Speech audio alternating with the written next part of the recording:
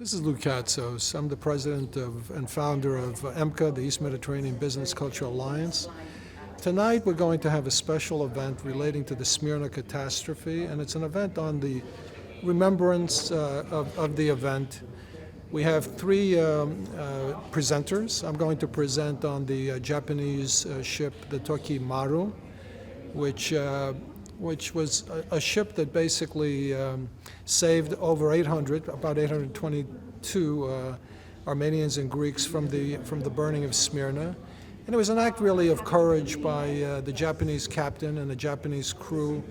And so I'm going to speak on their courage and the humanity of the Japanese ship.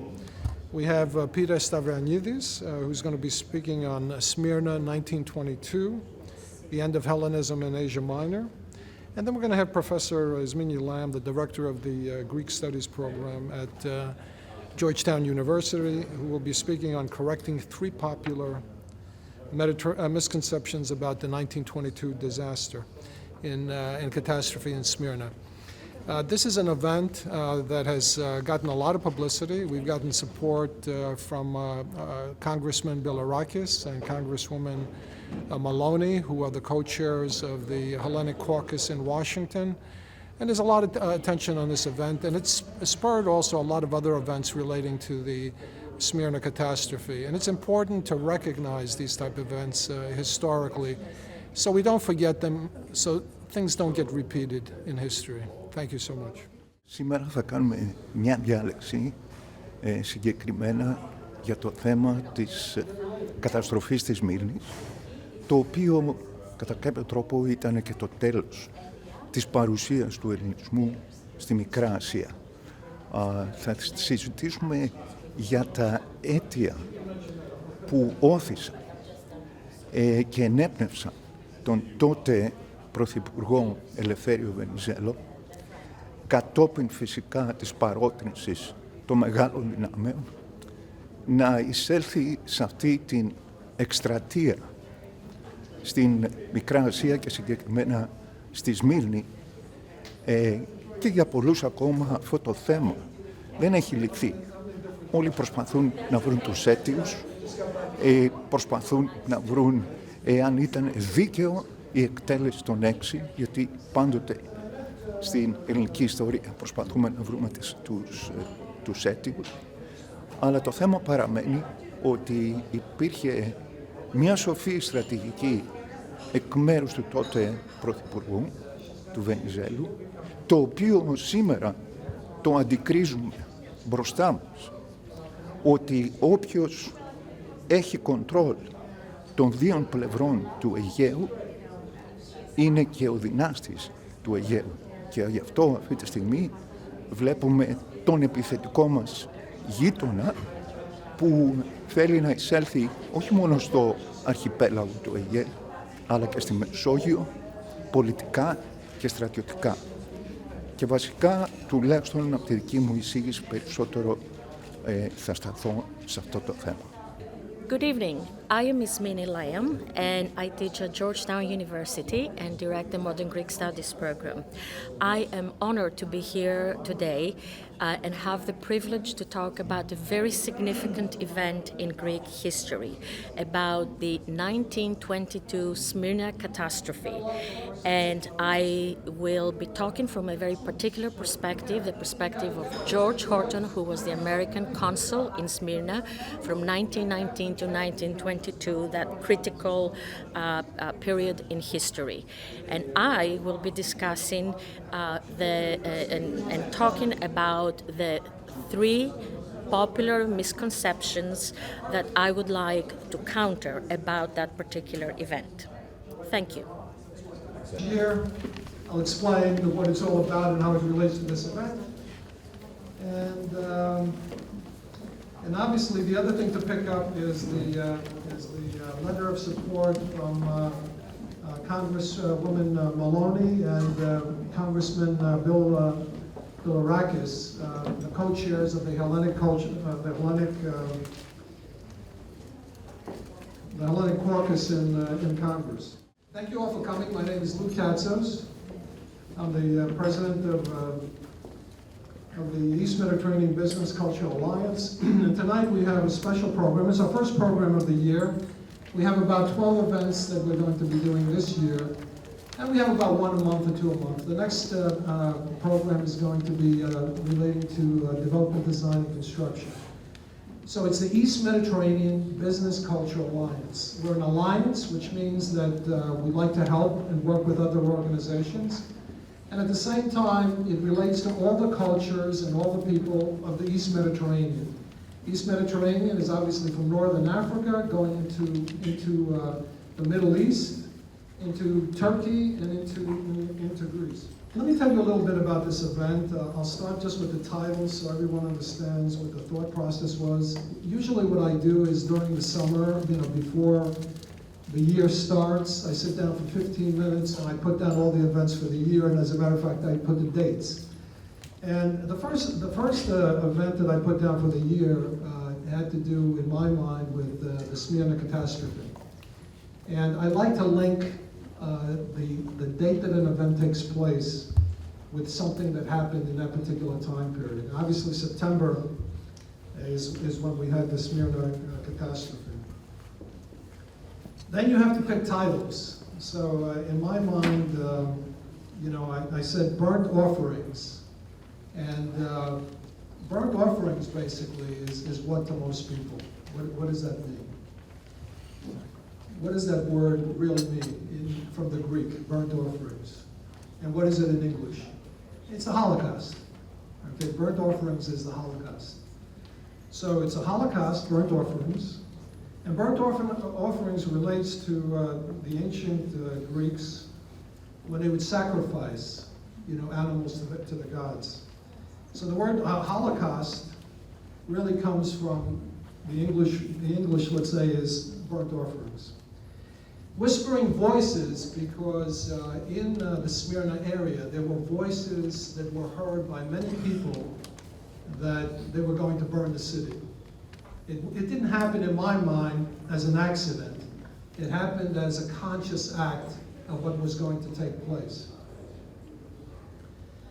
And it's a remembrance. Today is a remembrance of something that took place in 1922. It's the 97th anniversary of that particular event. And why this event this month? And that's where this comes into play. Last year we had an event that had to do with the lifetimes and works of Lefkadio Hearn. Lefkadio Hearn, for those who do not know, was a fellow born in 1850. He died in 1904. He was born in Lefkada in Greece, and that's why his name is Lefkadio. It was during the time period that the British controlled the Ionian Islands, and therefore his name Hearn had to do with his father, who was a British medical doctor. And Lefkadio, from Greece, went to Ireland, where his father was, and then ends up in the United States in like the 1860s.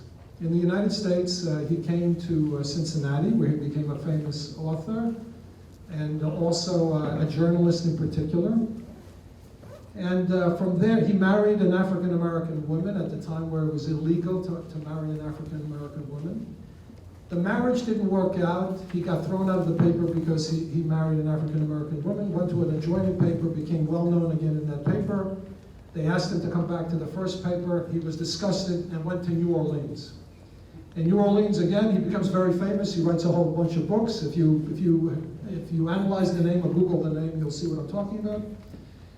In America, he's regarded in the 19th century as the foremost ethnographic documentarian of the 19th century of the United States. Some of his works that he wrote go into ethnographic studies, in particular freed slaves.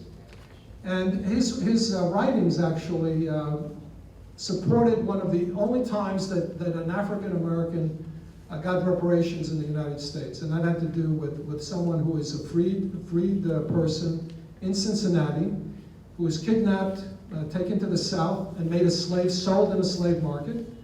And after the war, after the Civil War, that individual sued the slave owner, and because of Lefkadio Hearn's writings, actually was awarded reparations. And with those reparations, I mean, the good story is with those reparations, she was able to buy a house, educate her children who went to college, and all the rest of them. From there, he goes to the West Indies, writes a whole bunch of books, again, ethnographic studies, and then ends up in Japan. In Japan, he marries into a samurai family, takes a Japanese name. He becomes a professor at what becomes the University of Tokyo, and becomes one of the most famous Japanese writers in history, because he wrote Japanese ghost stories and legends. So we had an event here last year that had to do with the lifetimes and works of Lefkadio Hearn, and one of the speakers was actually Ismini Lamb. And when Ismini was here last year, in almost the same exact time, and the reason why we did it in September was because September was when Lefkadio died. Okay, so again, I like to link the month with what happens in people's lives. So she spoke at the time on comparing Horton and Lefkadio Hearn. And as she was speaking, I was sitting in that seat right there where that young lady is sitting. To my left was the Japanese council, who was here because it was a famous Japanese also writer. To my right was a Greek ambassador. And as I was sitting right there, and I had one consul general on one side, one ambassador on the other side, Ismini was speaking, and then she used the word, she said the word Smyrna. And the second I heard the word Smyrna, I got a jolt in my brain. As a matter of fact, it's in the writing over here. I got a jolt, I got a tremendous jolt. Why? On one side was the Japanese council, on the other side the Greek ambassador. And when she said Smyrna, what I thought about was the Japanese ship, the Tokei Maru. So the reason why we're here tonight was because of that thing last year, basically, of the Tokei Maru. So, and it had to do, obviously, with the Smyrna Catastrophe, which I'll explain in a second. So I just came back from Japan, okay, and everything sort of fits in, everything sort of like works out in my life and connects. So I was in Japan for actually a monument that was going to be erected to Lefkadio Hearn in Tokyo. We had the Greek ambassador to Japan was there. We had the mayor of Tokyo. We had a lot of dignitaries from Lefkada, both in Japan and in Greece. And we did a whole ceremonial thing with a monument and all the rest of that. While I was there, I also met with one of the foremost experts or people who actually came out with all the information that relates to the Tokei Maru. So I'm going to discuss a little bit about that today. When we announced this particular event, which was a few months ago, I never imagined that what would happen actually happened. All of a sudden, out of nowhere, we had attacks against this particular event. You know, the Smyrna Catastrophe. And the events, unfortunately, were personal. We had someone from a federation of Turkish American societies, organizations, that wrote some extremely nasty, or sent us some extremely nasty emails.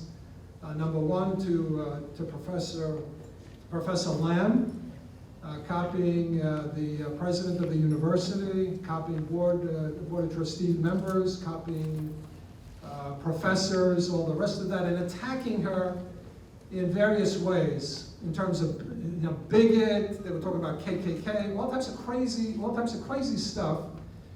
They were kind of shocking because no one knew what would be discussed at this event. One thing about EMBCA events, okay, we never ask what someone is going to speak about. We only want a title of what they're going to, the title they're going to have so we can put it on the program.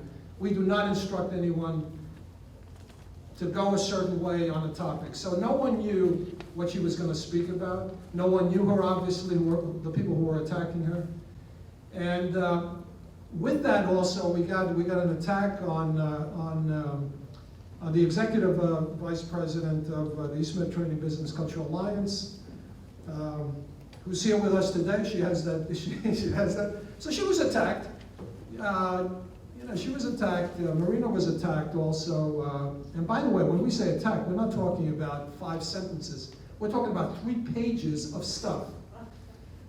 In one of the attacks, I was copied, and my response basically was exactly what I said. You don't know what anyone's going to speak about. You don't know who these people are. Why are you doing this?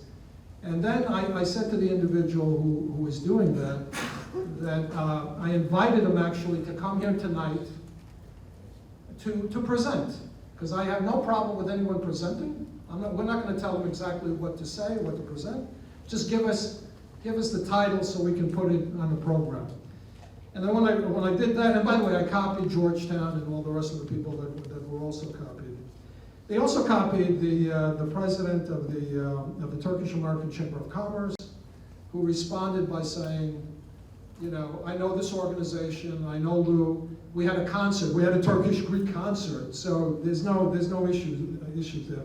But I think it's very important for me to bring that out tonight, what we're talking about, because one of the things that was very impressive to me, and I remember calling Ismini, and it was a terrible conversation that I was going to have with her, because I didn't want her to go through this particular thing. And Ismini said, I have to talk to my family. And I didn't quite understand. She said, I have to talk to my family because I'm going to talk to them to see where we all stand, because I don't want to back out of this particular thing because of this particular pressure.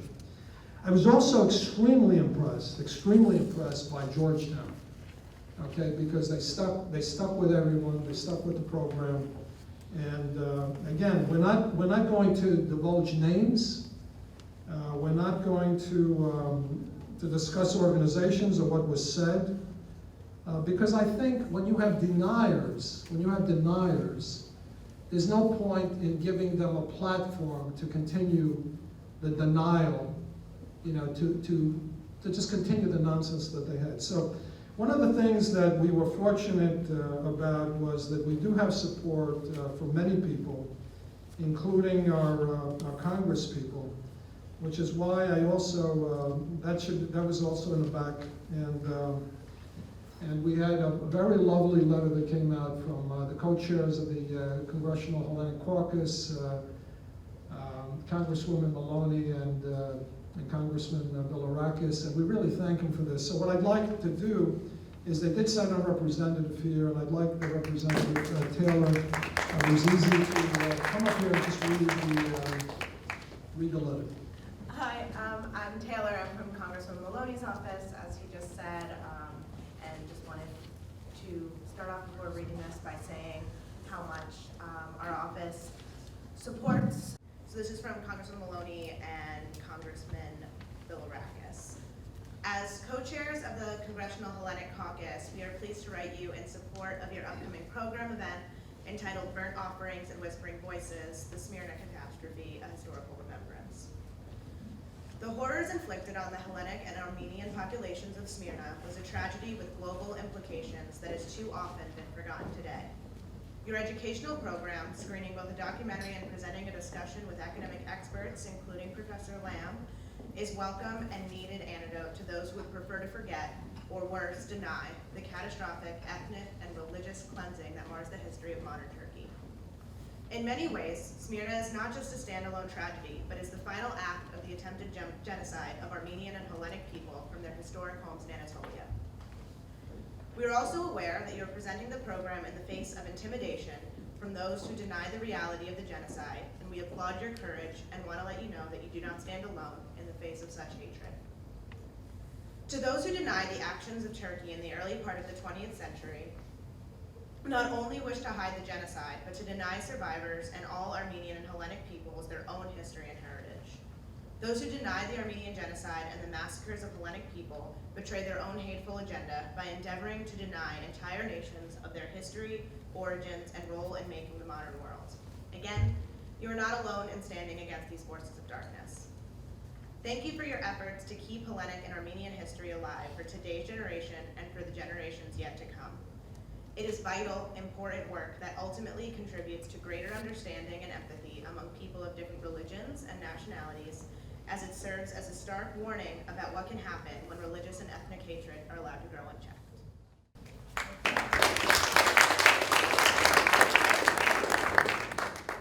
Into obviously World War I.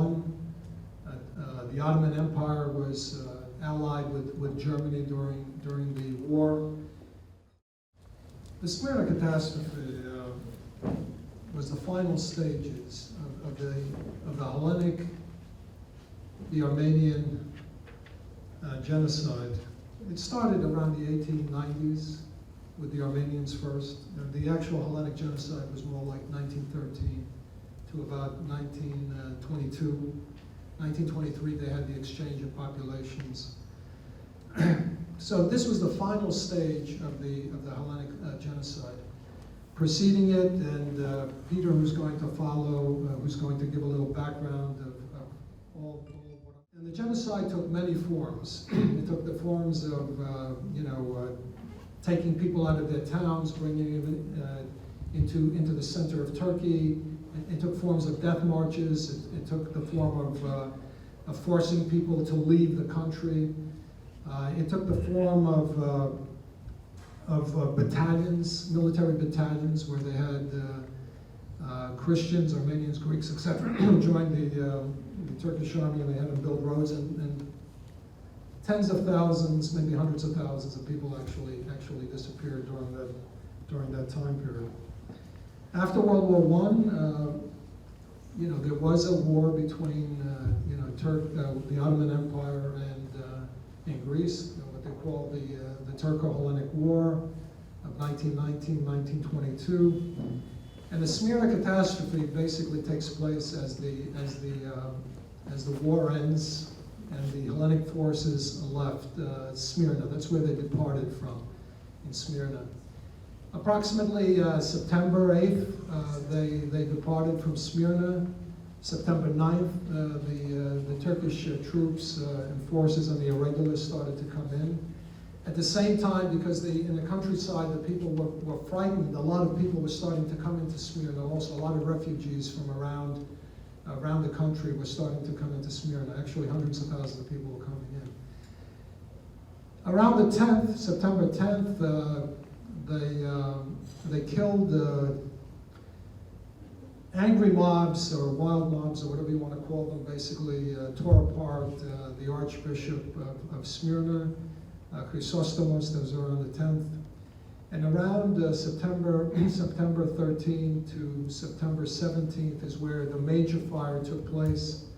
The fire was finally extinguished in the 22nd of September. No one knows exactly how many people were killed, but the estimates go as high as 100,000 people were killed. And there was a few 100,000, obviously, refugees that were by the docksides, etc., that eventually had to leave. Some of the people were by the dockside after the fire. They were taken inland. Some of the men were taken inland and basically killed inside the country. The fire was deliberate.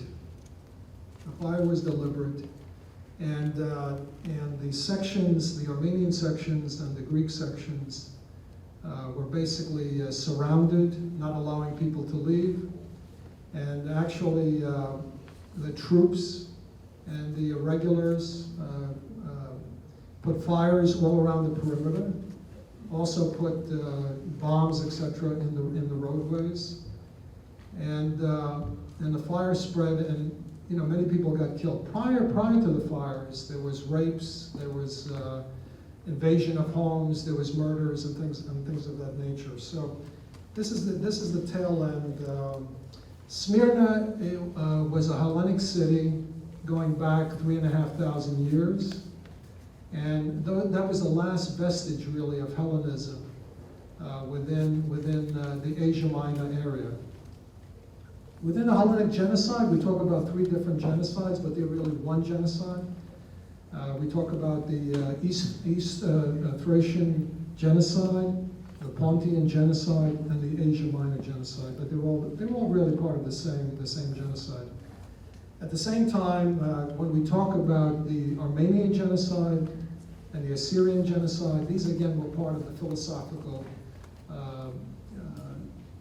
let's say, nationalism at the time. I'm not going to go into it at all because we'll do a presentation for those who want to come Sunday at the Stavrianidis Center with the Hellenic Societies of New York. That will be Sunday. We'll discuss that a little bit more in depth. But in particular, it related to growth of nationalism. And for those, again, just pick up this name, Ziya Kokaub, who basically was the father of Turkish nationalism. And the whole concept was Turkification. And those that did not fit into the Turkification ideology had to be eliminated. People rarely talk about the philosophy behind what was happening, but it was a definite philosophy and a strategy that was operative during that time period to eliminate the Christian population within what is now Turkey. At the time, it was the Ottoman Empire. It was the late Ottoman Empire. You had no Republic of Turkey until after the burning of Smyrna and the creation of the nation of Turkey that we have today. So the Tokei Maru, I'll just speak briefly on the Tokei Maru, and then I'll introduce the other speakers. The reason why the Tokei Maru stands out, and again, it just struck me as I was sitting there last year, was because there were approximately 21 battleships of all the various nations of Europe outside of Smyrna while it was burning. And there were dozens and hundreds of freighters, etc., because Smyrna was a major port, one of the largest ports in the East Mediterranean. There was a lot of trade, obviously, taking place through Smyrna. When in fact a lot of these people congregated around the port, tens of thousands, hundreds of thousands, surrounded by troops and all the rest of that, there was no one there really to save them. Many people, jumped into the water. Many people drowned. Many people were killed, right then and there. And there are certain things that stand out in my mind. Okay, the French ships did not pick them up. The English ships did not pick them up. Every individual country at the time was only picking up people who had papers from their particular countries. But there was one ship, and the Americans also had a ship that came in. I shouldn't say there was only one ship. There were some people that were in fact courageous, but the Tokei Maru, let me explain what the Tokei Maru was. The Tokei Maru was a Japanese merchant ship. The captain was coming into the port, and he sees this disaster taking place. And let me just back up 1 second, because many people were talking about being saved by the Japanese. And it became almost like a myth, because people would say, the Japanese saved me, and people would say, what are you talking about, the Japanese saved you? And it was sort of like a myth. It's only recently, it's only maybe in the last 10 or so years that the research was actually done to prove what someone's grandmother was talking about when they said, my grandmother said my great-grandmother said she was saved by a Japanese ship. People thought it was a myth. As a matter of fact, I was meeting with some people the other day. I said, I'm going to be talking about the Tokei Maru. He said, well, the Tokei Maru, was that a real thing? Did it really happen? People are saying, did it really happen? So some of the mythology was that the ship was coming in, basically, and I say mythology because we don't exactly know if this particular thing is true, that the ship was coming in, it was loaded with silks, porcelains and all that from the Far East to do trade. When the captain saw what was going on, he told his crew people to just throw everything overboard, and they with little rowboats, etc., they went to the docks to pick up people. The Turkish, this is not a mythology, by the way. The mythology maybe is that they threw they threw the cargo overboard. I'm not sure if that's correct, but that's part of the myth. And they went. The people went to with their rowboats, let's say, to save people and bring them back into the ship. And then the Turkish soldiers who were there told them, "Do not do that. We're going to fire upon you." And which is when the captain went and said to them, "Listen, this is the Japanese flag. If one of these people is stopped, if there's any harm to any of these people, it's an affront to the Japanese nation, and the Japanese nation will not forget this and actually do something. And we're going to talk to Kemal Ataturk himself to really discuss this particular issue." When they heard that, they basically backed away. And they picked up 822 Armenians and Hellenic people that they could, whatever they could fit, and they brought them into the port of Bigot, okay, into Greece. No one had done the research about this or really knew the facts about this. They only knew the mythology of someone's great-grandparent talking about it. And there was always this myth.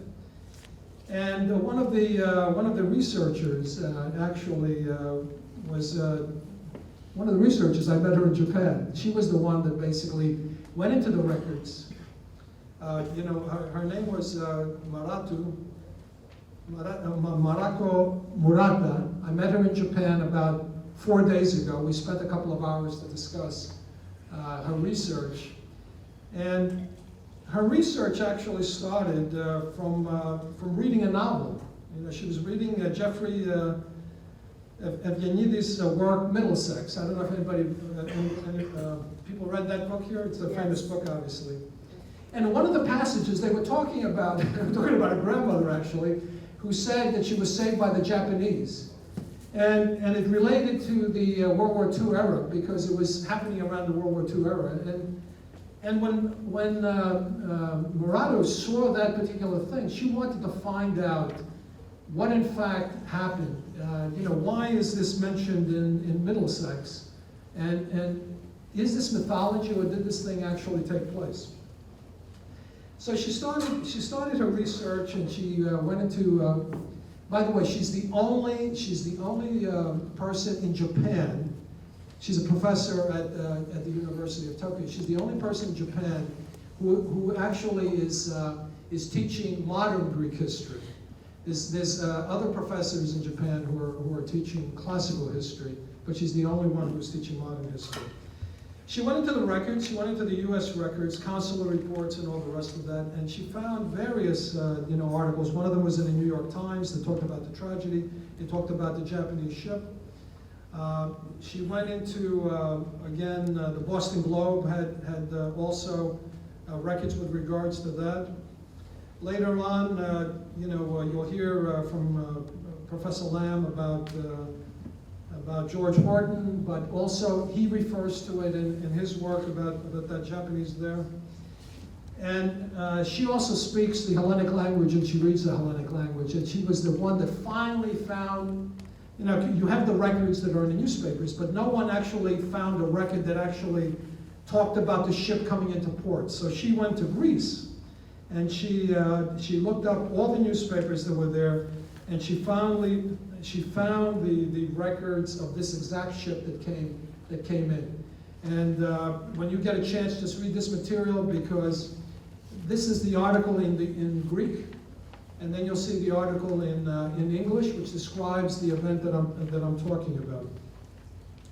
So that's why we're here tonight. Okay, we're here tonight because of this meeting. We're here tonight about the word Smyrna. So with that, I will introduce our first speaker, Peter Stavrianidis.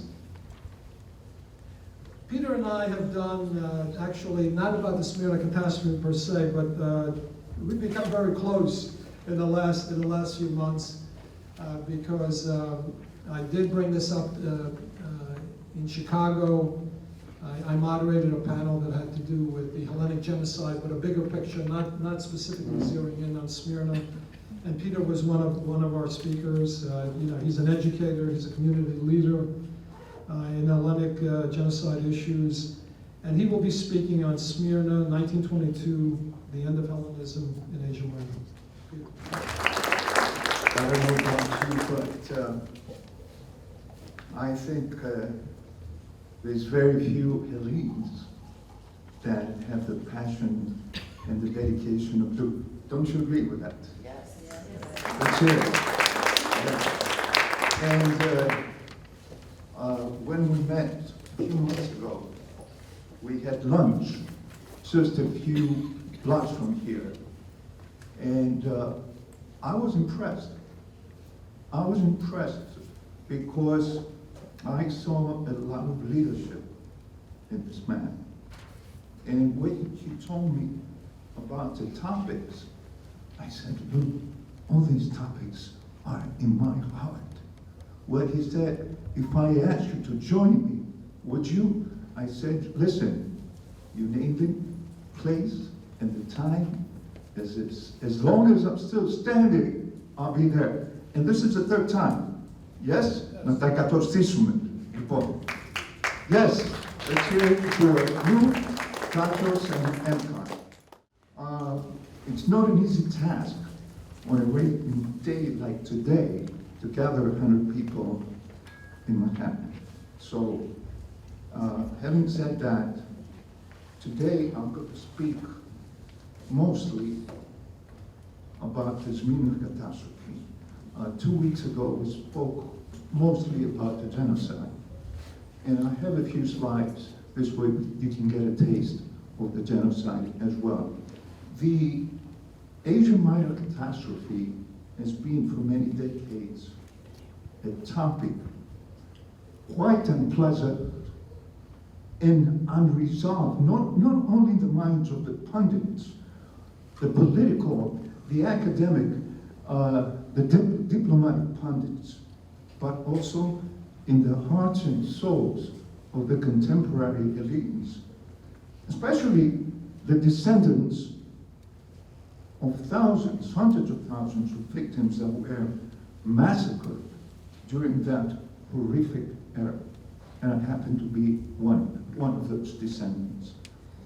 The demise of the millions of the Christian populations that inhabited Anatolia and the coasts of Ionia left a big vacuum which in the years to follow has been gradually developed into a very densely populated area, becoming a gruesome and strategic arm of a neighbor that keeps on reminding us with its aggressive actions and intimidating rhetoric that only, and listen to this, only if you command both coasts of the Aegean, you can claim ownership of the Aegean archipelago. This is very important. And I think we see that today vividly. You agree with that? Yes? Before we even touch upon who were the main actors that contributed to the events and how it happened, I will start with the why. This ambitious military expedition against Turkey, a little over 100 years from the genesis of the modern Greek nation, finds Greece in a much different situation. Greece has undergone some major expansion from the skillful diplomatic, military, and strategic alliances against Turkey and Bulgaria during the Balkan Wars, and finds itself on the side of the victors, having more than double its territory. We also have to note that besides the unfortunate incident of the Greco-Turkish War of 1897, when the kingdom, it was a kingdom at the time of Greece, lost and was forced into paying tremendous war reparations, so the damage was more financial non-territorial. Up until time, that was the only time, the only confrontation that Greece had lost. Everything else, every other confrontation vis-a-vis Ottoman Empire, Greece was on the side of the winners.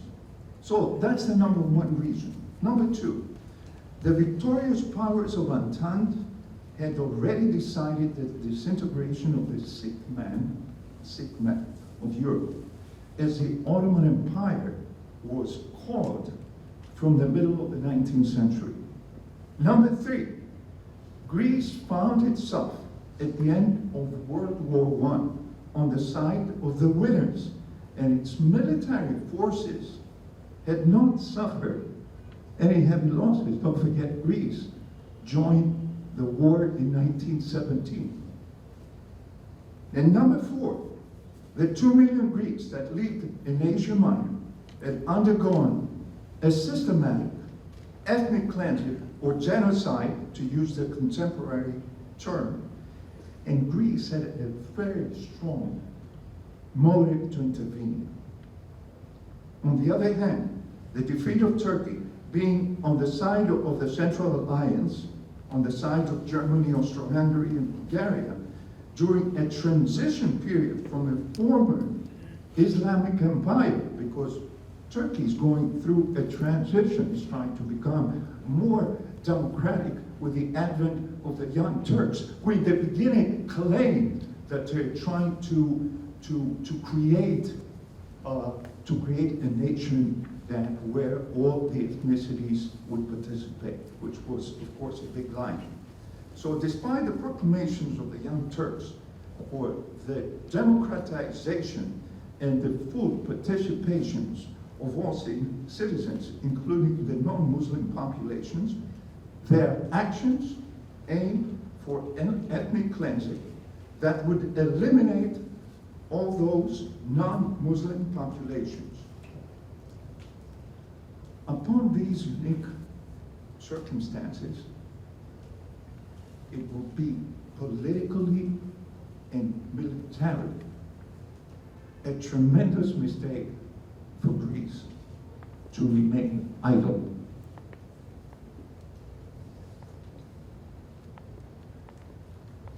Because it's historically proven that it's not only, you don't win wars just with polemics with the military, but also with alliances, with strategic alliances. And that took place at the time until one certain point. And the only huge question that historians, political scientists, sociologists would be called time after time to answer is why Venizelos decided in the midst of the winning theory of military operations of the Asian Minor campaign to declare elections. After the signing of the Sèvres Treaty, these some slides from the genocide, the massacre of Katsos, which is in Pontus, Armenian victims, 1915, 1916, and of course we come to the Smyrna massacre. Those are the Pontian traditional Amasia.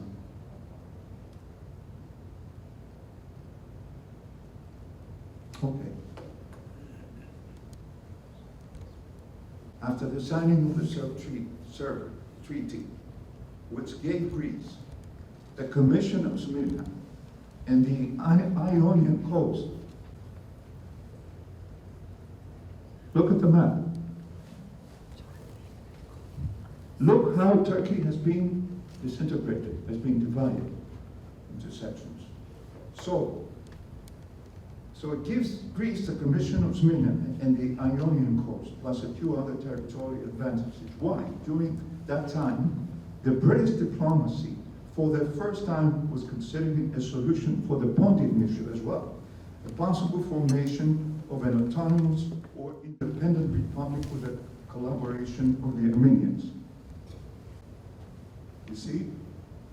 It's right here. We believe that this hasty decision to enter into such dire straits during those crucial moments was the beginning of the decline. Who are Venizelos' opponents? The Royalist Communist Alliance. It sounds silly, but they were trying to strike a deal. The Royalists were the communists at the time, and the new citizens of the kingdom, the ethnic citizens of the new lands, especially in Macedonia. The consideration regarding Hellenic territorial presence in Ionia is brought up for the first time in 1915 in the midst of the British proposal for Greece to join Entente against the Central Alliance. Although Venizelos and his followers are in accord with this trade-off, the political opponents, under the leadership of Ioannis Metaxas. How many of you have heard of this name before? Ioannis Metaxas. Are diametrically opposed to Venizelos' vision, who had said clearly, listen to this, it is possible for Greece to secure its future once it is in complete domination of the Aegean. Does that remind you of something? Those words of a master politician, international diplomat. The opportunity arises in May 1919, when the leaders of the great powers, Lloyd George, Clemenceau, and Wilson of the US, asked Greece to embark on a military campaign that would annex Smyrna to prevent its intended annexation by the Italians. Venizelos grabs the opportunity and annexed Ionia as an agent, endolodochos in Greek, endolodochos, of the Allies. The ultimate result of this action was, of course, the complete and permanent annexation of this area. The gain of this action would be securing the complete domination of the Aegean, being the sole proprietor of both coasts, and the protection of the hundreds of thousands of Greeks and Armenians that lived in Ionia. It has been repeatedly suggested that the decision of the victorious powers to take advantage of their situation and dismember the Ottoman Empire into pieces had imperialistic tendencies and was frowned upon by some of the actors of the geopolitical scene, especially the Bolsheviks, who in 1919 crushed any opposition and took over, and only took over, but they struck a peace accord with Germany, and they started helping Kemal's troops financially and militarily. So I want to stop for a second and parenthetically remind you that so far all the Greece's successes annexing or becoming bigger territorially took place with the support of the three great powers. But those three great powers are which ones? Great Britain, England, France, and who's the third one? Navarino, Russia. So at this point, we have no Russia. This is something that I think we should keep in mind, because everything has to do with alliances. I think it was Papoulias. I don't think it was Venizelos. I think it was Papoulias, ambassador. He was ambassador of Greece here in the Washington, D.C., probably 15 or 20, maybe 20 years ago. I don't know, some of you might remember. And he said, for Greece to go against Turkey, has to have two alliances from the north and one alliance from the south. And the two alliances from the north, of course, are Serbia and Bulgaria at the time, the first part of the Balkan Wars. Who is from the south? Who is from the south? What is happening now? South of Turkey. Which country is south of Turkey? Syria. Because Syria has been traditionally, historically, a tremendous opponent to the Ottoman Empire. And why do you think Erdogan is so hot about invading Syria and disintegrating Syria? So keep that in mind. I just wanted to bring that up. We also have to look at the different schools of thought that exist in the Athenian politics. On the side of the skeptics, we can definitely include Ion Drakoumis, one of the most avid supporters of the Greco-Turkish rapprochement, who believed that this initiative was doomed to fail since it entailed military confrontation and engagement. His vision was the emergence of a Greco-Turkish nation in Asia Minor, and not one under Hellenic domination. Megali there, that was his vision. That was his version of a Megali there. All these generals had a Megali there. That was his vision. That was not the vision of Venizelos. However, the most serious of the skeptics was, as I said before, who? Metaxas. Ioannis Metaxas, who was diametrically opposed to such a campaign, promoting his theory that the military challenges to be met could not be overcome, as such an event would be an act of colonialism. Metaxas undermined Venizelos' vision, and the operation, since the expedition was launched, and immediately sided with the royalists. Initially, Kemal's movement was not a concern even to the allies of Venizelos. Venizelos declared on May 1920 that the Greek military forces in Asia Minor consisted of 12 veteran divisions against the 60 to 70,000 rather inexperienced and not amply equipped Kemal's followers. Just prior to the Treaty of the Serbs, the Greek military campaign made some impressive victories against Kemal's troops.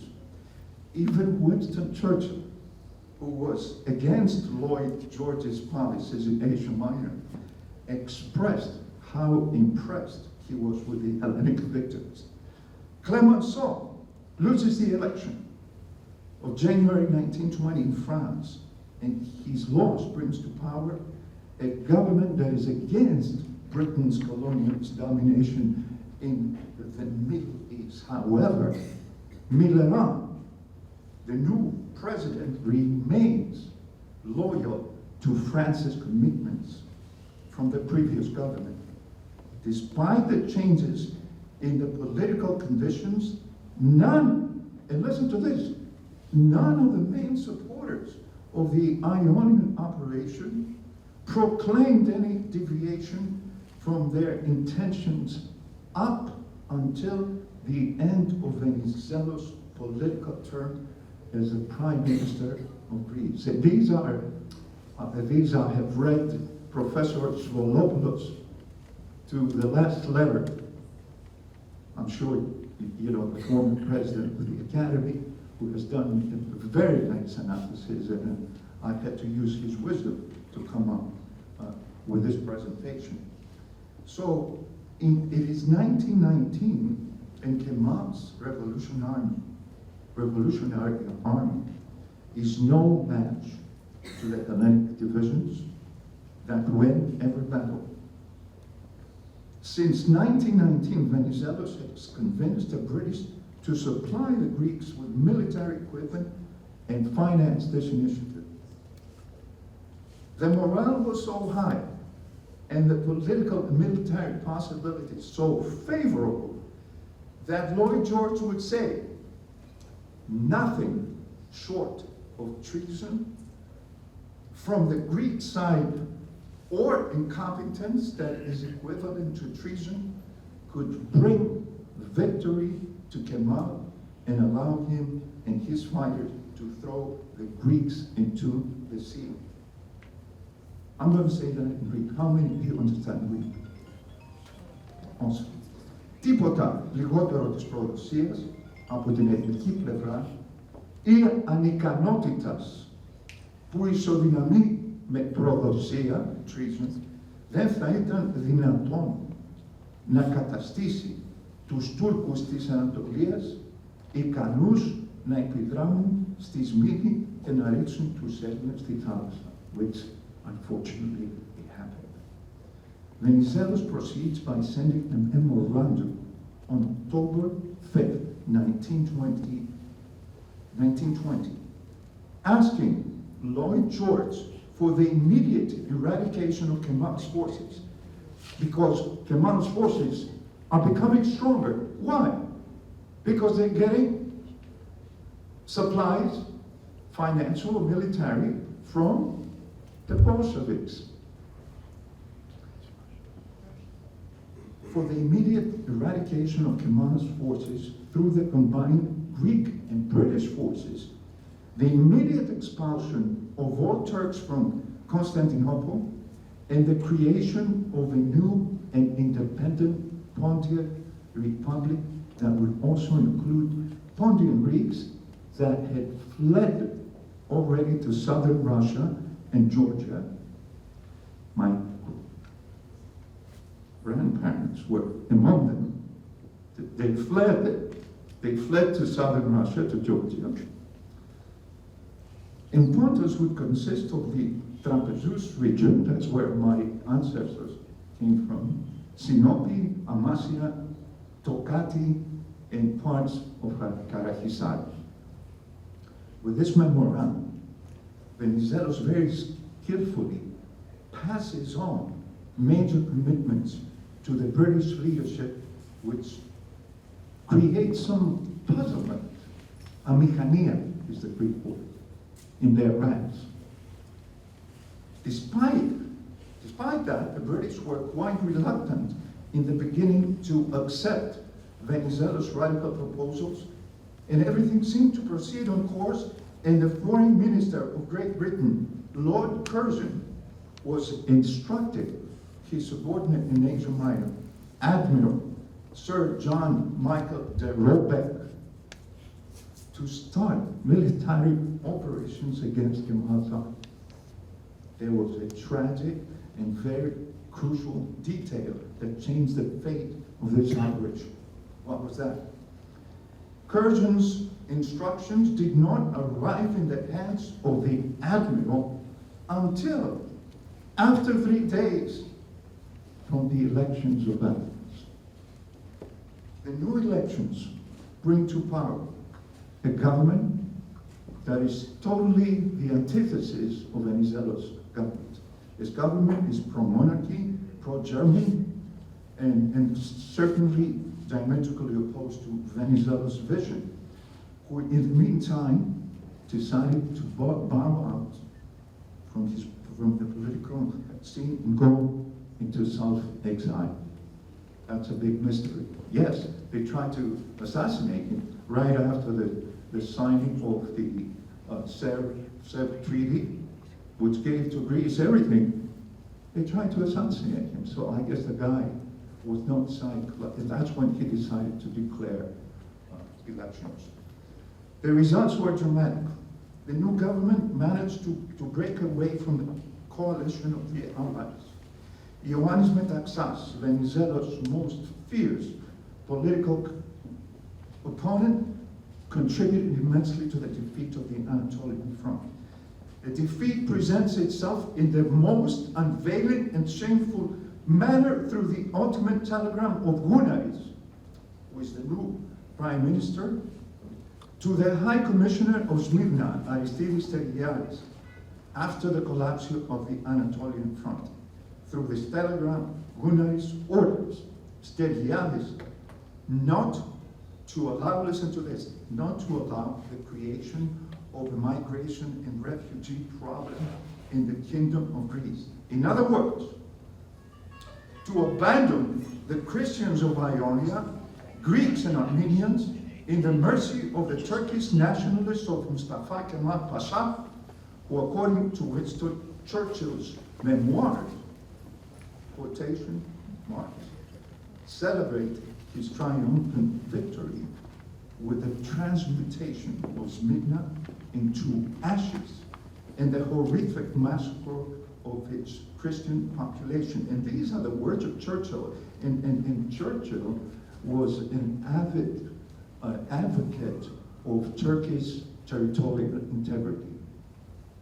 Conclusion, Greece even today is seeking to find accountability for the Asian Minor catastrophe.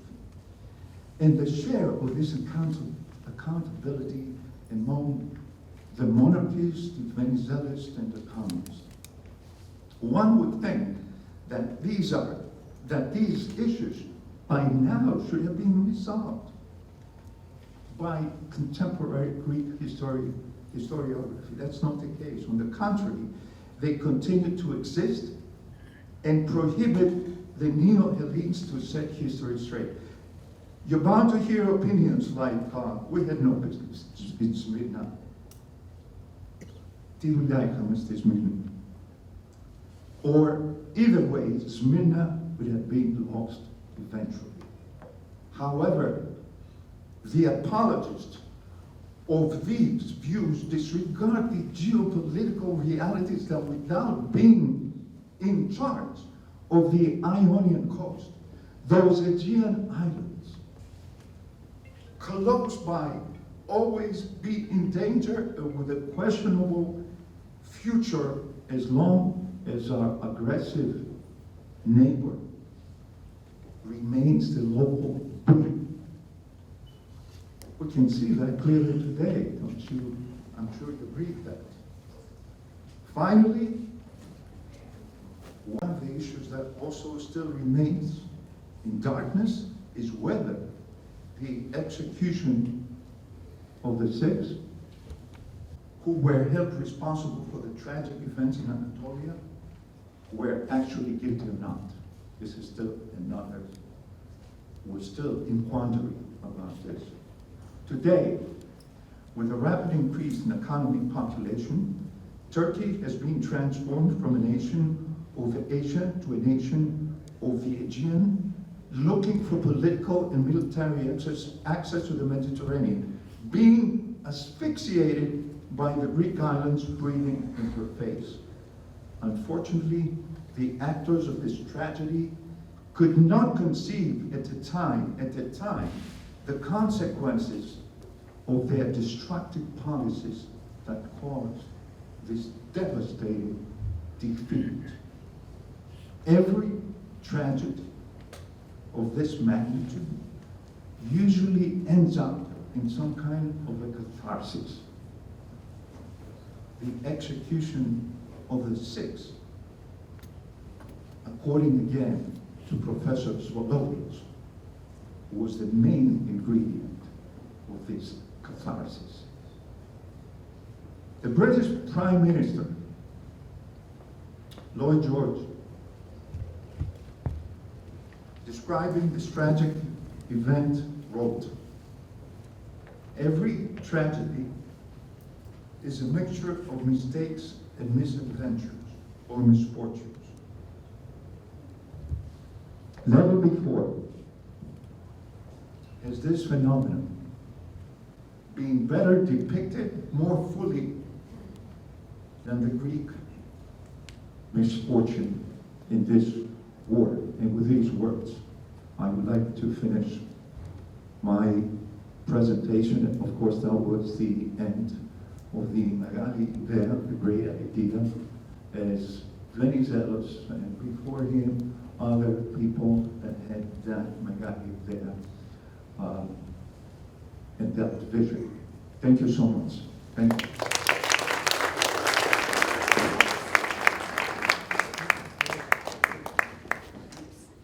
Thank you so much, Peter, and thank you for your kind words.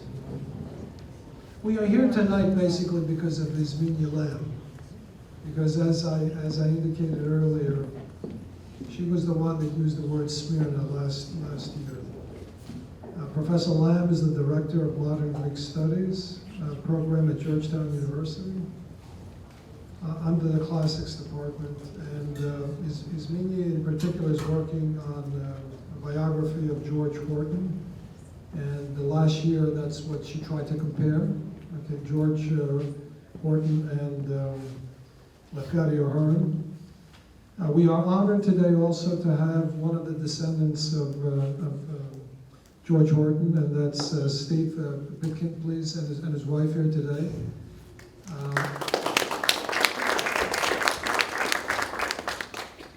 I had to obviously apologize to Ismini, based on what was happening, quite frankly, but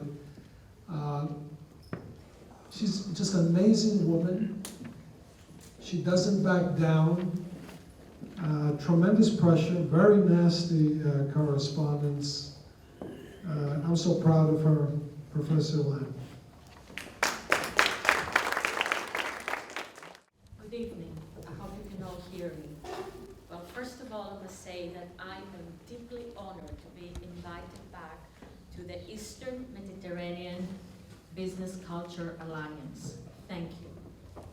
I am especially happy to be here and to speak about the Smyrna Catastrophe of 1922, because for the past 6 years I have been researching and writing about somebody who was present and involved in the catastrophe, George Horton.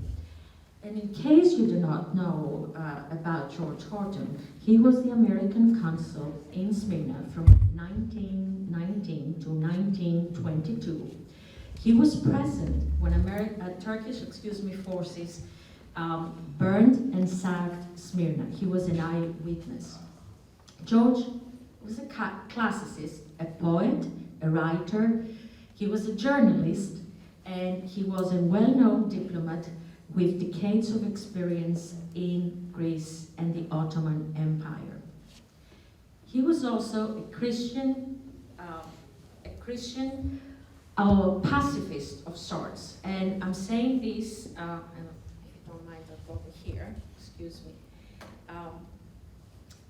And I'm saying of sorts because he did think democracy was worth fighting for, and as his career progressed, he also emphasized the need to use some force for humanitarian purposes on occasion. Largely forgotten today, George, except for some Greeks and Armenians, for saving many lives during the destruction of Smyrna, and later writing about that event in his book, The Blight of Asia. Like Horton, I consider Turkey's abuse of its Christian minorities an established historical fact, as I believe the vast majority of scholars do. There is a mountain of evidence on this topic, but for my presentation this evening, I will rely on a couple of recent sources that are particularly illuminating.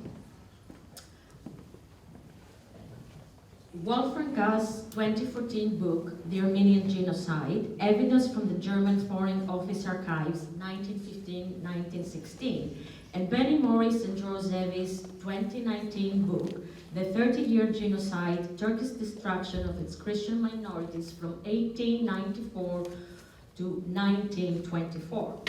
While Gass concentrates on the Armenian genocide, Morris and Zevi fully cover the persecution of the other Christian groups, including the mass murder and expulsion of the Anatolian Greeks who literally lived in Anatolia for thousands of years.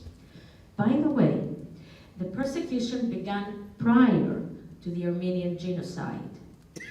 On a related point, both these sources that I mentioned exonerate the Ottoman Christians from charges of sedition, a charge often levied against them by Turkish sources. Now, copies of my presentation will be available for you in the end, and for those of you who are interested, I explain why these sources are so unique and so important in the footnotes. I have lots of footnotes. My primary purpose tonight, however, is to focus more narrowly on the city of Smyrna, and in particular its occupation by Greek forces from 1919 until 1922. I want to challenge three popular misconceptions about those events. And I am going to argue that, first, the Greek occupation of Smyrna was not an act of aggression that gave rise to the Turkish nationalist movement and led to the persecution of Christians. Second, the subsequent Greek and Turkish atrocities were not at all equivalent in scope, intensity, or intent. And three, that everyone making those points is not automatically an anti-Turkish bigot. Now, Dr. Stavrianidis very kindly gave us a rich account of all that happened leading up to the Smyrna Catastrophe. But to set the stage for correcting these three misconceptions, I think it will help to briefly review 5 aspects of the international context prior to the Greek occupation of Smyrna of 1919. First, World War I had just ended months earlier. 13 million men died in battle during that war, more than twice as many as were killed in all the major wars during the previous 100 years. Not surprisingly, the Allied powers expected a great deal in return for their sacrifices, from economic benefits to making the world safe for democracy. Second, one Allied war objective in particular was, quote, the liberation of the peoples who now lie beneath the murderous tyranny of the Turks and the expulsion from Europe of the Ottoman Empire, which has proved itself so radically alien to Western civilization, end quote. This is George Horton. These are the 2 sources I mentioned and a couple of quotes. And we are getting to the 3 misconceptions that I will challenge. 3. As casualties mounted, the Allies were increasingly desperate for manpower and willing to promise much in return for nations joining their side, which, among other things, led to competing expectations by Italians and Greeks that they would govern parts of Anatolia. 4. By the end of the war, the Allies were largely exhausted and under public pressure to quickly demobilize their armies and bring the boys home by the Christmas of 1919. And 5th, the Allies felt they had to give priority to peace with Germany. Germany was by far their most dangerous opponent. It is often forgotten that the Allies had to threaten renewed warfare to get Germany to sign the Treaty of Versailles. American troops stationed in the Rhineland mobilized for this purpose in June 1919, the month after the Greeks occupied Smyrna. They stood down only when the Germans responded by agreeing to sign the treaty. The upshot of all these factors was a great underlying tension between expansive Allied war goals and their ability to achieve them. One consequence was that, unlike Germany, Turkey was never occupied by large Allied forces or police for armistice and treaty compliance. With that background, let me turn to the first popular misconception about the Greek occupation of Smyrna, which is that it was an act of aggression that gave rise to the Turkish nationalist movement and the persecution of Christians in Anatolia. In researching the Horton biography, I have read numerous sources that describe the Greek occupation as a quote-unquote invasion, and that emphasize the Greeks committed gross atrocities that led to the terrible treatment of Christian minorities in Turkey. For example, Isaiah Friedman's well-regarded book, British Miscalculations, The Rise of Muslim Nationalism, asserts, quote, "The Turks, in their wildest imaginations, had not expected that the Greeks would ever invade Smyrna. Even after its occupation, the Turks remained relatively quiescent only when the Greeks persisted in their cruelties and continued to burn villages, massacre Turks, rape and murder their womenfolk and kill their children, did resistance become apparent." End of quote. Well, this is all utterly false. As we shall see, it is not, and it is now hard to understand why so many people believe it. At the time, virtually all experts on the Ottoman Empire considered sending Greek troops to Smyrna a colossal mistake that would greatly inflame Turkish resistance. Horton certainly thought so, telling Washington, in fact, that the Greek mission, quote, would prove a second Syracusan expedition, referring to the disastrous Athenian decision to invade Syracuse in 413 BC. Horton did not think that Greece had the resources to succeed, and moreover, he thought putting Greek troops in charge of policing the Turks was a terrible idea for obvious reasons. No nation puts families victimized by criminals in charge of their incarceration, and similarly, experts argued, the Allies should not have asked the Greeks to police Smyrna and its environs. The Turks, who despite the Greeks as their underlings, had been heavily persecuting Greeks in the Anatolian littoral throughout the war, even before they launched the Armenian Genocide.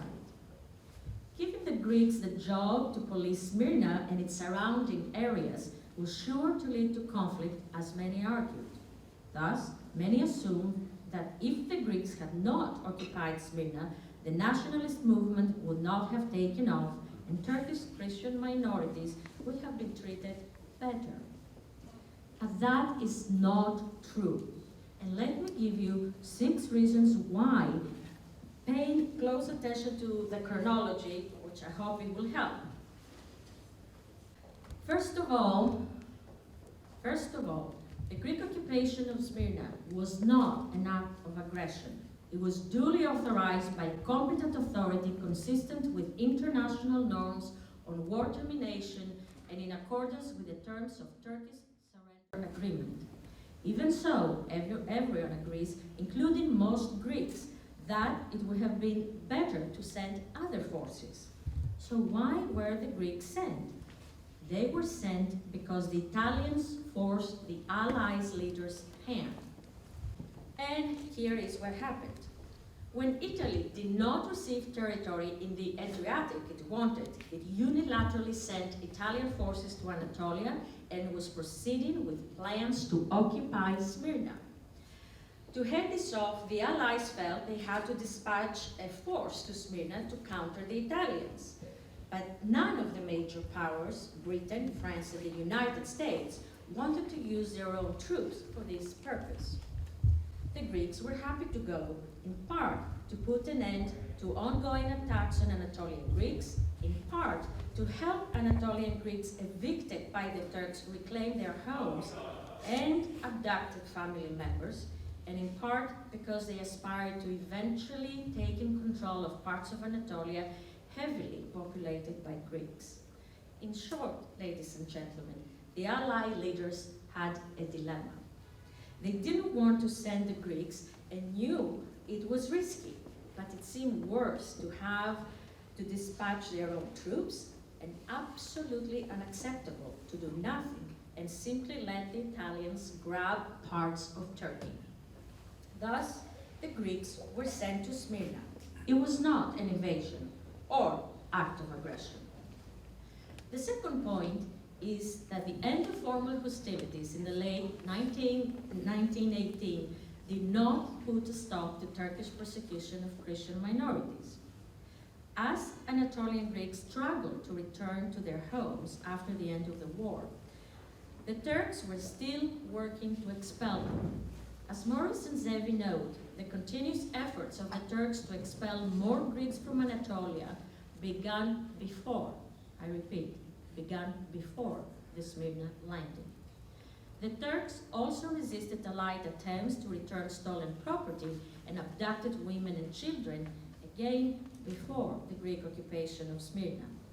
Finally, and again before the Greek occupation of Smyrna, Turks continued to attack Christian minorities.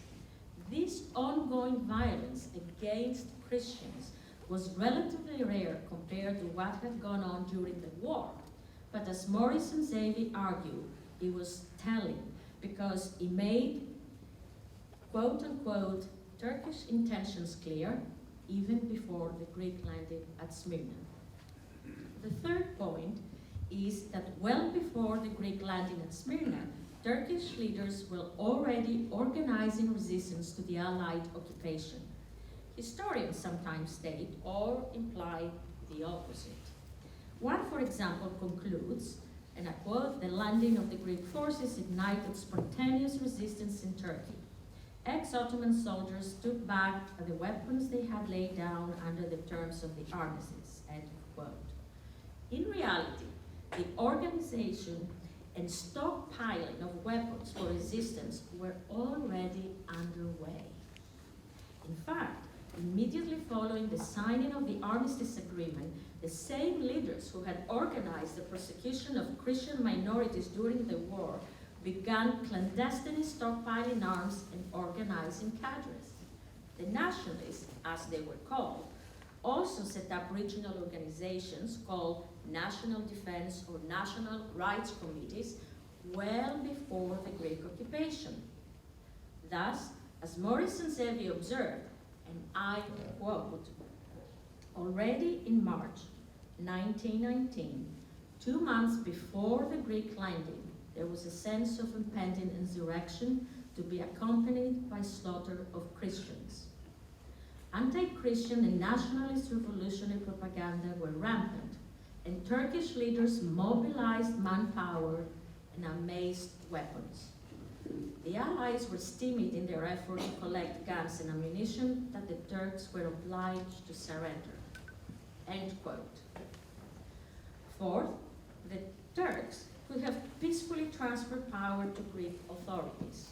Instead, they set a trap, thus ensuring a bloody occupation of the city. As George Horton pointed out, the Turks excelled at enforcing order when they wanted to. For example, 6 months before the Greek occupation, right after the Turks signed the armistice with the Allies, there had been joyous celebration in Smyrna that led to drunken revelry and bouts of vandalism. The British asked the Turks to enforce order, and they did so quickly. A diary entry from a British expatriate lady in Smyrna at the time comments, quote, "You should have seen how soon the Turks restored order. A few soldiers with fixed bayonets marching through the streets," end quote. That was all it took. The converse was also true. That is, whenever there was public lawlessness against Christians in Turkey, it was usually instigated by Turkish authorities, yet another point that modern scholarship has substantiated.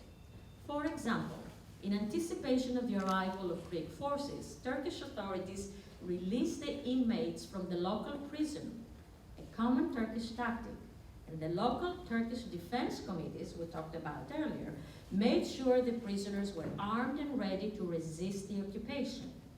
They did so, ambushing arriving Greek forces and precipitating a melee just as the nationalist Turks hoped. An Allied commission of inquiry later determined the results were about 160 Greeks and 300 to 400 Turkish casualties. Fifth, The bloody mess might have been prevented had the Allies accompanied the Greeks ashore to jointly patrol the city and ensure a peaceful transfer of authority. The Allies were well aware of the local Turkish self-defense committees and the possibility of violence. They knew Nureddin Pasha was planning a hot reception for the Allies. They demanded that he be replaced as the acting Ottoman Governor-General of Smyrna, which happened just days before the arrival of the Greeks. He also carefully considered having the Turkish forts protecting Smyrna turned over to French forces, who then would pass them on to the Greeks. Strangely, however, the Allied naval commanders did not consider it necessary to accompany Greek forces and conduct joint patrols in Smyrna. Horton called the Allied failure to accompany the Greeks ashore for a peaceful transfer of authority, quote, the first indication of the lack of united support that ultimately caused the Greek disaster and the destruction of Smyrna, end quote. Sixth, the Greek response to Turkish provocation was not a rampage of violence, but a quick restoration of order. In fact, the Greek administration was harder on the Greeks who broke discipline than on the Turks who conspired to instigate the violence. Horton considered the quick restoring of order nothing less than a miracle, given the persecutions which the Greeks so recently suffered, particularly since it was accompanied without help from Turkish authorities or the Allies. The new Greek commissioner, Aristides Steriadis, saw to the quick prosecution of criminals. By the end of the summer, 48 Greeks, 13 Turks, 12 Armenians, and 1 Jew had been found guilty and convicted of crimes taking place following the Greek landing. 3, all Greeks, were quickly executed. Steriadis also made certain that looted property was returned to owners, Turks included. For these reasons, it is clear that the Greek occupation of Smyrna was not an act of aggression. The occupation was permitted under the Mudros Armistice Agreement, but in any case, the Turks were already violating that agreement. Similarly, the Turkish nationalist movement and its persecution of Christians in Anatolia were underway months before the Greek occupation. Therefore, it cannot be argued that the occupation itself precipitated these developments. What then explains the tragic demise of the Anatolian Christians? Simply stated, I think it was the fundamental incompatibility of Allied and Turkish visions for the future of Asia Minor. The Allies' vision was protection of Christian minorities in Turkey and the restitution of their property and family members. In sharp contrast, the Turks were committed to their policy of Turkey for the Turks and determined to resist restitution for their Christian minorities. They followed this policy steadfastly both before the Greeks occupied Smyrna and after they were forced to abandon that city. Given the clash of objectives, the Allies faced a fundamental dilemma. They either had to administer justice at the expense of inflaming Turkish resistance, or they had to let things be and effectively reward the Turks for committing genocide and continuing their persecution of Christian minorities. To escape the dilemma, they either had to commit forces to policing Turkey, which was unpopular with their publics, or accept the Turks' policy of Turkey for the Turks. As history records, the Turks were more realistic about this basic dilemma than the Allies, who promoted high hopes without the willingness to sacrifice for them. Well, Mustafa Kemal's assessment of Woodrow Wilson sums it up well. Poor Wilson, Kemal said, did not understand that a frontier which is not defended with bayonets, force, and honor cannot be secured by another principle. Now, these were Kemal Atatürk's words. Many historians acknowledge the failure of Allied idealism, but some have been quick to scapegoat the Greeks, arguing their atrocious behavior in Asia Minor was on a par with that of the Turks, and indeed invite the Turkish retaliation in kind. Thus, we come to the second major popular misconception about what happened to Smyrna and Anatolia more generally. That is, the belief, popular in some quarters anyway, that atrocities committed by Greeks after landing in Smyrna were roughly equivalent to Turkish atrocities. This is not even remotely true. George Horton referred to assertions that Greek and Turkish atrocities were roughly equal as the 50-50 theory, which he considered preposterous. He asserted the sheer disparity in power between the Ottoman authorities and their Christian subjects made the argument untenable. Morris and Zevi reviewed allegations of Greek atrocities in detail, but ended up reaching the same conclusion Horton did. They found that the Greeks deported Turks, looted and torched villages, and occasionally murdered and raped. The Greeks did this in bouts, they conclude, usually linked to Greek military advances or retreats and to Turkish guerrilla operations and atrocities. The Greek soldiers who committed atrocities were often the Anatolian Greeks and Armenians who had suffered under the Turks for years. Greek atrocities were by definition heinous. However, they were far, far different in scope, intensity, and intent. In terms of scope, Morris and Zevi state categorically that all Western observers agreed that Turkish atrocities against Greeks during 1919 and 1923 were on a very much greater scale than those committed by the Greeks, their words. After reviewing the most lurid allegations against the Greeks, Morris and Zevi note they were almost never confirmed by Western diplomats, missionaries, or journalists. Consequently, Western diplomats came to believe that most Turkish charges were fraudulent, invented to offset Western accusations of Turkish atrocities. The same held true for Turkish allegations of massacres conducted by Armenians. Their words. With respect to intensity, Morris and Zevi argue Greek depredations cannot be compared with the slaughter and sadistic practices of the Turks. To indicate the vast differences, they cite a letter from Turkish notables to the American High Commissioner in Constantinople, Admiral Bristol, claiming, quote, misdeeds the likes of which did not exist in the annals of history, end quote. But upon examination, the misdeeds were allegations of house searches and other impositions. I quote again, there is no mention of organized massacres or mass rape or mass torture, end of quote. By comparison, Morris and Zevi found overwhelming evidence that the Turks branded, crucified, burned alive, mutilated, and stoned their victims, and conducted mass rape of both young girls and boys. Indeed, these two Israeli scholars reached the chilling conclusion that the Turkish persecution of their Christian minorities was far more sadistic than the Nazis' genocide of Jews. Finally, on the critically important question of intent, Morris and Zevi found a major difference between the Greeks and Turks. In short, the Greeks punished perpetrators of atrocities and the Turks rewarded them.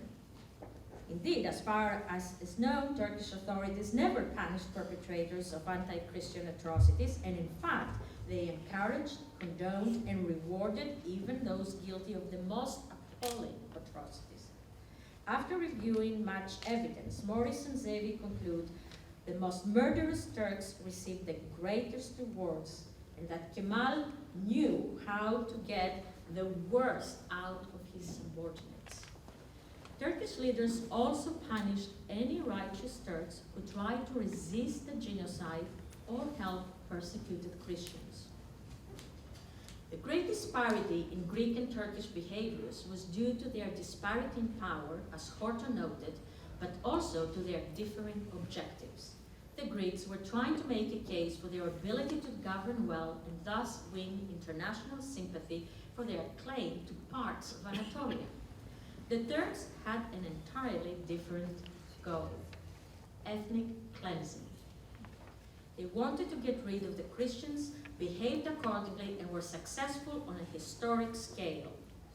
Morris and Xavier conclude that with steady oppression, mass murder, attrition, expulsion, and forced conversion, the Turks had by 1924 cleansed Asia Minor of its 4 million odd Christians.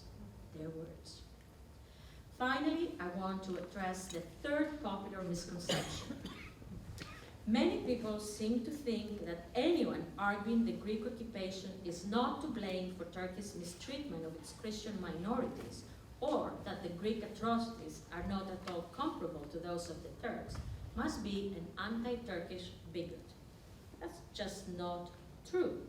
Ever since the publication of his book Blight of Asia, almost 100 years ago, George Horton has been condemned in some circles as an anti-Turkish bigot. So ever since the publication of his book Blight of Asia, almost 100 years ago, George had been condemned as an anti-Turkish bigot. But after studying his life at length, I am convinced he was nothing of the kind. Webster's definition of a bigot is someone who is obstinately or intolerably devoted to his or her opinions and prejudices, especially someone who regards or treats the members of a racial or ethnic group with hatred and intolerance. Horton was not obstinate or incapable of learning and changing his views, or intolerant of other groups, or full of hatred. Throughout his career, he helped Muslims in need, including Turks, and admired some aspects of Turkish culture, their general hospitality, kindness, and particularly their heroic stoicism. But when the Turks were whipped into a frenzy of Christian massacres by their leaders, Horton called them out for it, even though doing so effectively ended his diplomatic career. However, as I have tried to demonstrate in this presentation, the best, most recent scholarship now agrees with Horton's conclusion about the scope, intensity, and intent of Turkey's persecution of its Christian minorities. In my view, best scholarship also agrees with his conclusions about the comparatively benign Greek occupation of Smyrna.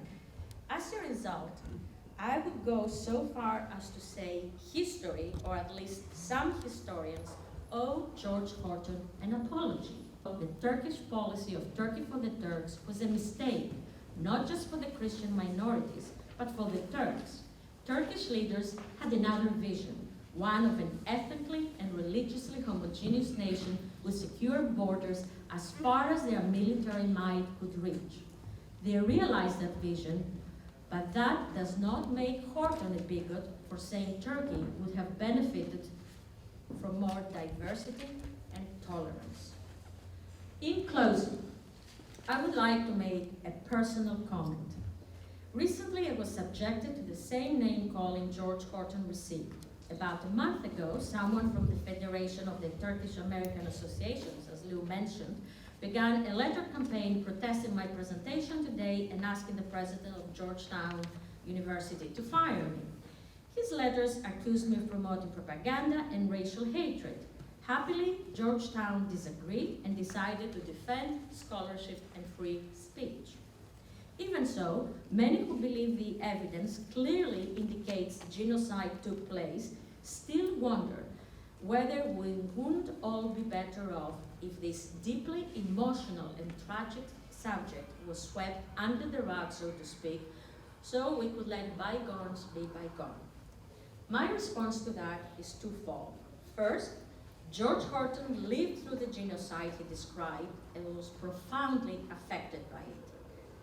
As his biographer, I have to address that. But second, and more importantly, I have come to believe it is important to acknowledge genocide for for another reason: healing.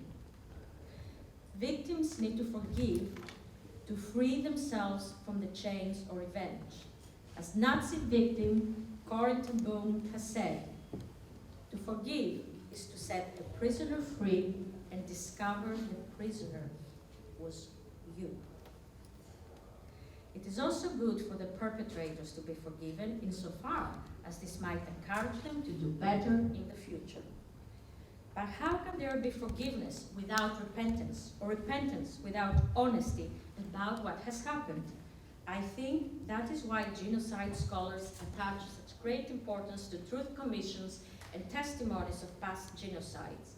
They sometimes compare Germany, which was forced to confront its attempted genocide of Jews and other people they considered undesirables, with other countries, like Japan, that committed horrible atrocities in the world wars, but have not yet fully acknowledged those acts. Such comparisons indicate the world is more likely to avoid genocidal behaviors in the future if we insist on the truth about the genocides that have taken place in the past. And that includes Turkey's genocides of its Christian minorities. This concludes my presentation. I thank you for your kind attention.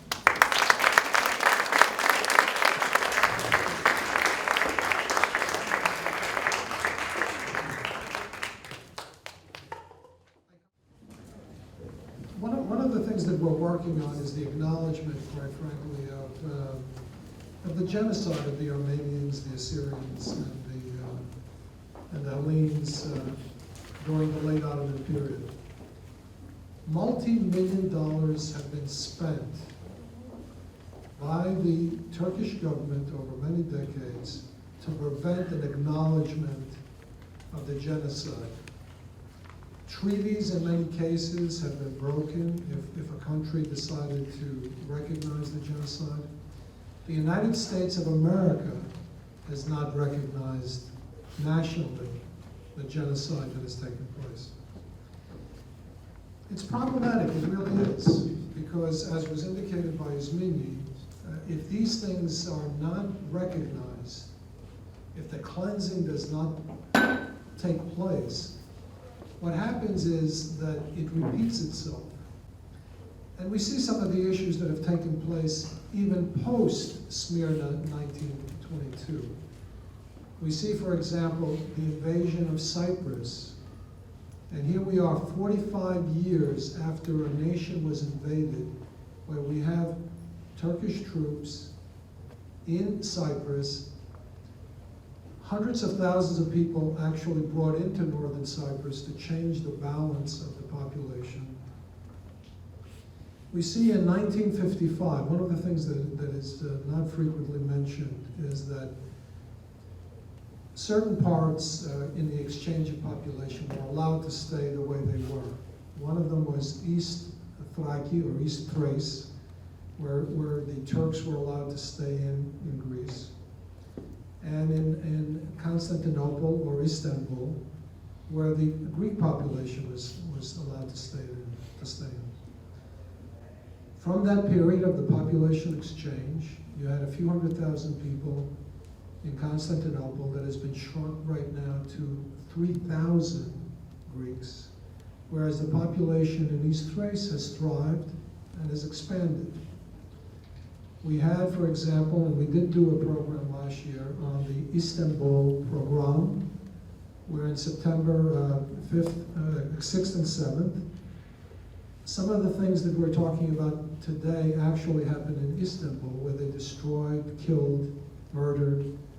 And again, the analysis indicated that it was a conscious scenario by the government to eliminate those populations.